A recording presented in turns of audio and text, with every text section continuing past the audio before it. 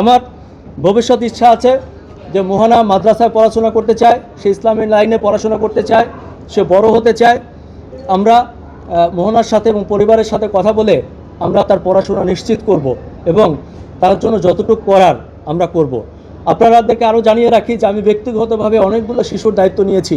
এর আগে আপনারা মরিয়মকে দেখেছেন, তারপরে নরসিংদীতে একজন মাদ্রাসা শিক্ষার্থী ছোট্ট মুজাহিদ নির্যাতিত হয়েছে দেখেছেন, তাদেরও দায়িত্ব নিয়েছি আমি। আপনারা আমার জন্য দোয়া করবেন, কারণ এই কাজগুলো অত্যন্ত কষ্টসাধ্য এবং গুরুত্বপূর্ণ। এখানে আঘাত আছে, হুমকি ধামকি আছে, তারপরও আমরা এগিয়ে যেতে চাই। আপনারা আমাকে সহযোগিতা করবেন এবং আজকে যে কষ্ট করে এখানে এসেছেন সেজন্য আপনাদের প্রতি ধন্যবাদ ও কৃতজ্ঞতা জানাই। এখন আমরা সামান্য একটু বক্তব্য শুনবো। আমাদের আইনজীবী একজন আছেন এখানে, ওনার এবং মোহনার বাবার। এরপরে আমরা মোহনার হাতে একটি বড় চেক তুলে দিব। আপনারা সে পর্যন্ত থাকবেন আশা করি।